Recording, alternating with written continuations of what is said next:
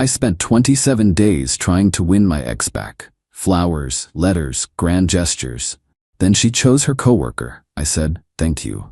She was confused. I explained, "You just freed me."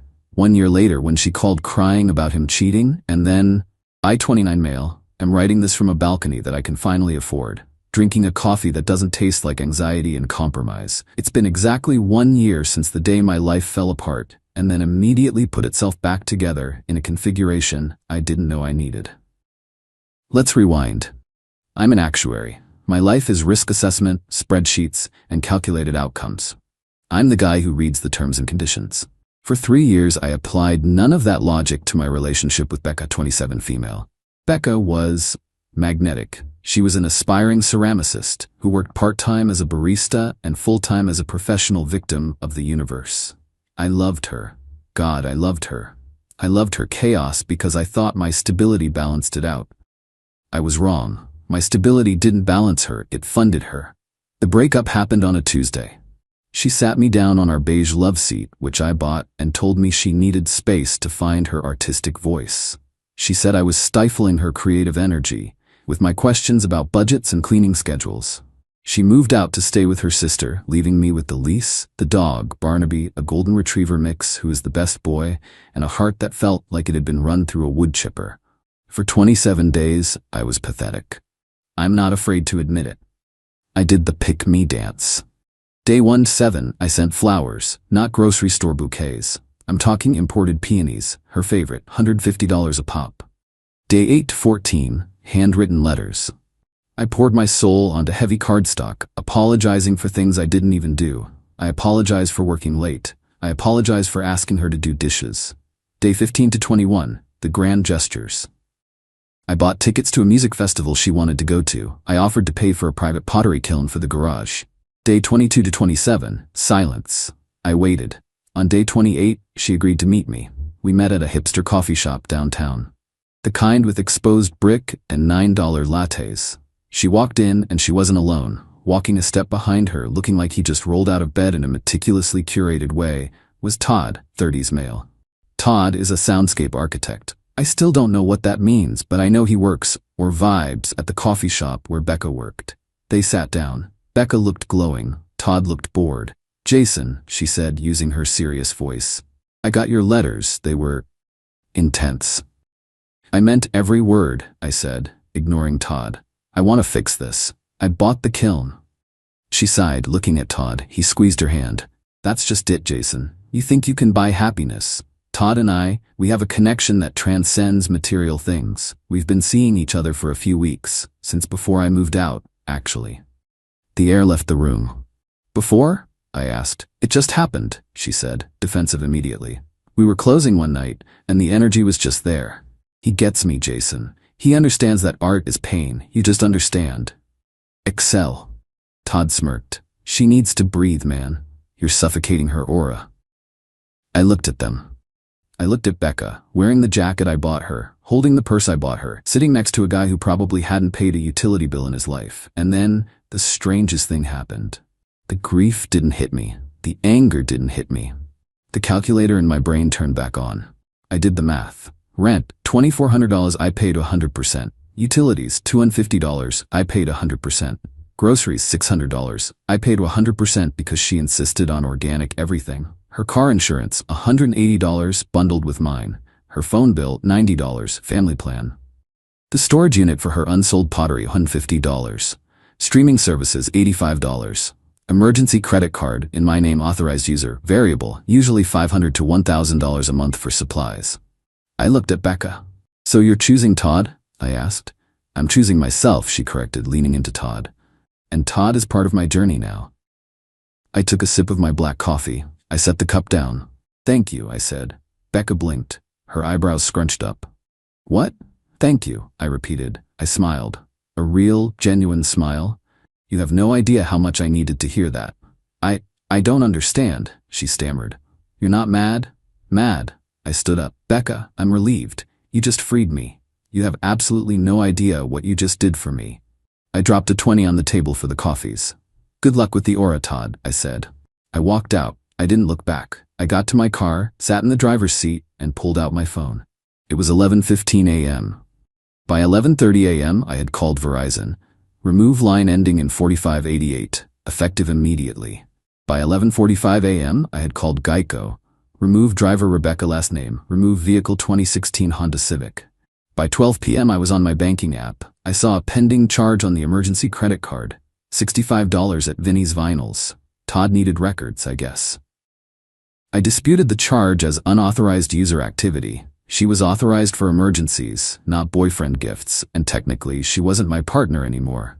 Then I canceled the card entirely. I went home. I looked at the empty spots on the shelves where her knickknacks used to be. I looked at Barnaby. "Buddy," I said, "we're going to eat steak tonight." I slept for 12 hours straight. The next morning, the texts started. Update 1. The reality check. 2 weeks later. It's been 14 days since the coffee shop meeting. The silence lasted exactly 24 hours. The first text came at 8 a.m. the day after I cut the cord. "My phone isn't working. Calls keep dropping. Did you forget to pay the bill?" I didn't reply. I was at work, actually getting things done for the first time in a month. "Jason, seriously, I need my data. I'm trying to upload content. Why is my card declined? I'm at the gas station. This is embarrassing." I finally replied on my lunch break. We broke up. You chose Todd. I stopped paying for your life. Ask Todd to pay for the gas." The response was immediate. She must have been on Wi-Fi. "You can't just cut me off. That's financial abuse. We had an agreement." The agreement was that we were partners. You ended the partnership. I accepted the resignation. Good luck. I blocked her number on my personal cell, but I kept email open because we still had the lease to deal with. That's where the real entitlement kicked in. Our apartment lease runs for another 6 months. Both our names are on it. However, I am the one who qualifies for it. My income is the anchor.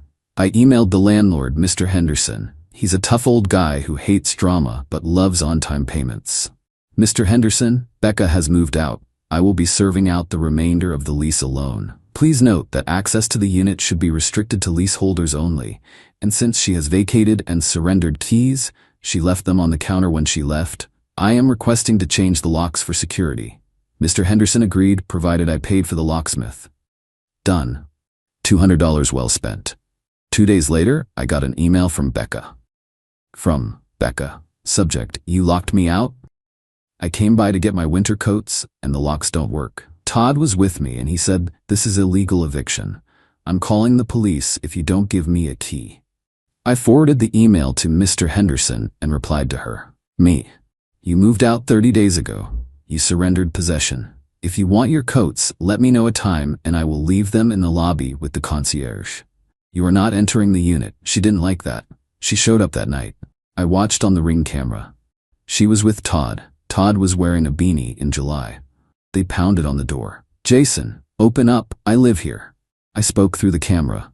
"No, you don't. You live with your sister, or Todd, go away." "I need my pottery wheel," she screamed. "Ah, the pottery wheel. The one I bought for her birthday last year. The one that cost $1,200. "That was a gift," I said. "It's in the storage unit, which by the way I stopped paying for. You have 48 hours to clear it out before the facility auctions off your Qley." That got her attention. The storage unit wasn't in my name. I just paid the bill online. I simply canceled the auto pay and sent her the login info. The next day, I got a barrage of emails from her friends. People I had cooked dinner for. People I had DD'd for. "You're being petty. She's an artist. She can't handle this stress. Todd is a nice guy. Why are you jealous?" I didn't respond to any of them. I just kept doing the math. In 2 weeks, I have saved $1,200. I took Barnaby to the expensive groomer. He looks majestic. I bought a bottle of scotch that costs more than Todd's entire outfit. But here's the kicker. I got a notification from Credit Karma yesterday. A new inquiry. Becca tried to open a credit card. She was rejected. Apparently her credit score, which was being propped up by being an authorized user on my pristine accounts, tanked the moment I removed her. Her utilization ratio skyrocketed because she has maxed out her own small cards. She emailed me again last night. From Becca, subject: "Let's be adults. Jason, look. I know you're hurt, but punishing me isn't the answer. Todd and I are struggling. His gig money is inconsistent. I need you to co-sign a lease for us, just for a year until we get on our feet. You know I'm good for it. Please, for the sake of what we had.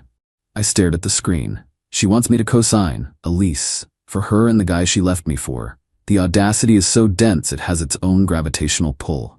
I replied with 2 words. Me, no. Unsubscribe. I have a feeling this isn't over. The lease on the apartment is the big loose end. She's technically still liable for half the rent if I choose to enforce it. And I'm starting to think, maybe I should. Update 2. The squeeze. 6 weeks later. The soundscape architect and the ceramicist are learning a harsh lesson in economics. It turns out you can't pay rent with good vibes or exposure. After I refused to co-sign their lease, seriously, I still chuckle when I think about that request.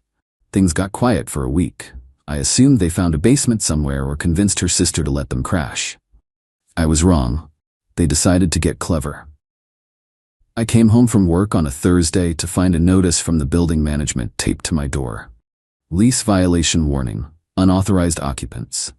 I went straight to the leasing office. Mr. Henderson looked over his spectacles. Jason.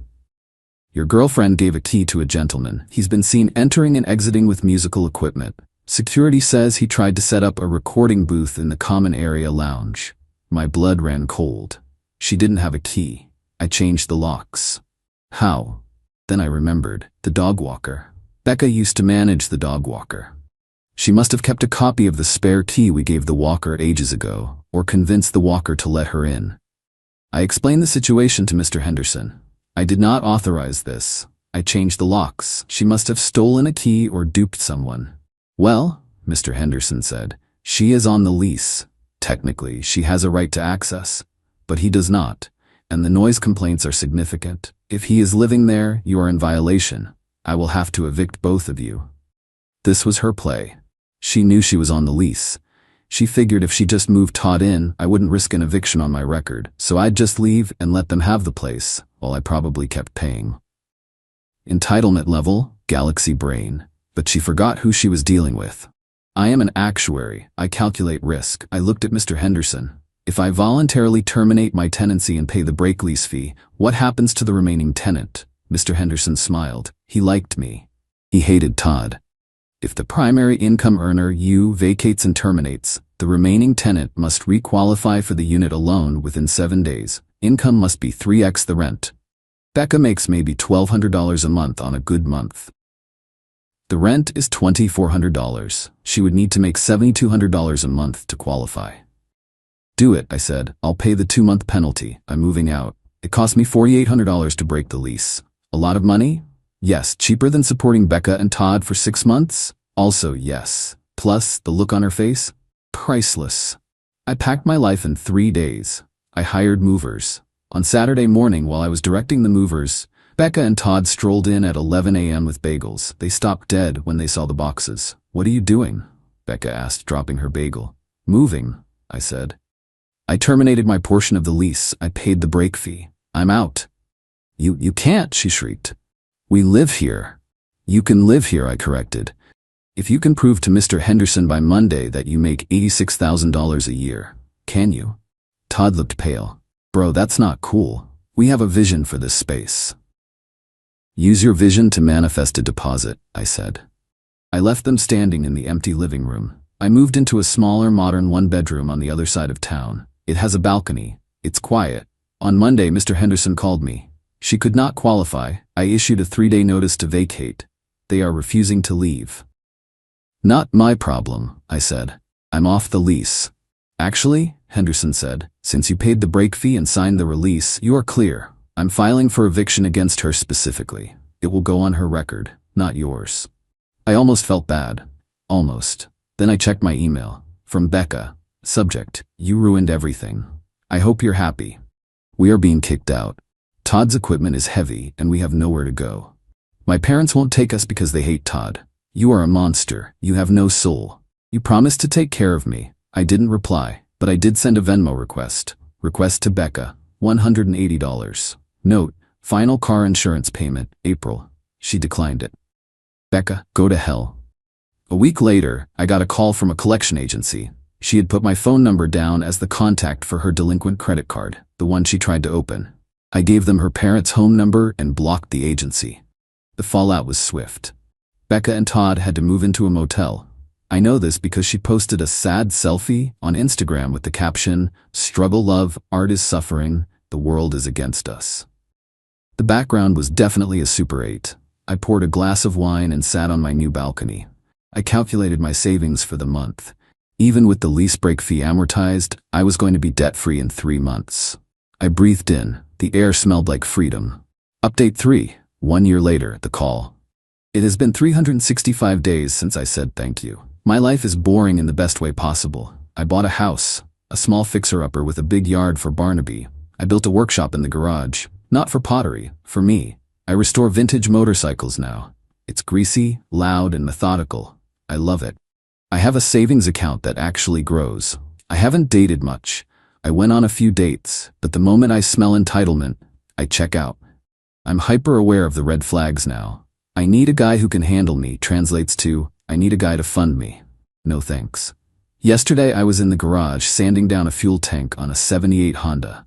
My phone rang. Unknown number. Usually I ignore these, but I was waiting for a call from a parts supplier. Hello? I paused. Who is this? Jason, is that you? It was Becca. Her voice sounded ragged, thinner. Becca? I wiped my hands on a rag. Why are you calling? He left me, Jason, she wailed. Todd, he left me. Okay, I said. I felt nothing. Not joy, not pity, just neutral. He cheated on me, with a drummer named Skylar. Can you believe it? I can, actually. He stole my kiln, she screamed. He sold it for drug money or sound equipment. I don't even know. He took everything. He stuck me with the motel bill. That sounds rough, I said. I have nothing, Jason. I'm at the bus station. I was thinking about you, about us, about how safe I felt with you. Here it comes, the pivot. I made a mistake, she whispered. I see that now. You were the only one who really saw me. Can I come over? Just to talk? Barnaby must miss me. I looked at Barnaby. He was asleep on a pile of shop rags, twitching in a dream about chasing squirrels. He hadn't looked for her once in a year. Becca, I said. Where are you staying? I don't have a place. I thought maybe I could crash on your couch, just for a few days, until I get my art business back on track. The entitlement was still there, buried under tears but solid as a rock. She didn't want me. She wanted a roof. She wanted a savior. No, I said. What? No. You can't come over. You can't stay here. But I have nowhere to go. You can't just leave me on the street. We were together for 3 years. And for 1 year, I said, I have been rebuilding the life you tried to dismantle. I am not your safety net anymore. I am a stranger who knows your history. You're so cold, she spat. The sadness vanished, replaced by that familiar anger. You always were cold, a robot. That's why I left you. And yet, I said, you're the one calling the robot for help. Goodbye, Becca. Wait, Jason. Please, I have no money. I haven't eaten since yesterday. I paused. I am not a monster. I am a human being. I will Venmo you $50, I said. That will get you a meal and a bus ticket to your parents' house. Do not call me again. $50? That's insulting. You make? I hung up. I Venmo'd her $50 with the caption, final transaction. Then I blocked the number. I stood there in the garage for a moment. The silence settled back in. I thought about being angry. I thought about feeling vindicated. But mostly, I just thought about the fuel tank I was sanding. It had a dent in it, but with enough time and care, I could make it smooth again. I picked up the sandpaper. Barnaby let out a snore. You're right, buddy, I said. Let's get back to work. I didn't save her. I didn't destroy her. I just let her be the main character in her own tragedy, while I happily accepted the role of extra number 4, who exits stage left and goes to have a nice lunch. She wanted to be free. She wanted a life of passion and unpredictability. She got it. I hope it was worth it. As for me, my coffee is warm, my dog is happy, and my bank account is strictly for one, and that, my friends, is the ultimate luxury.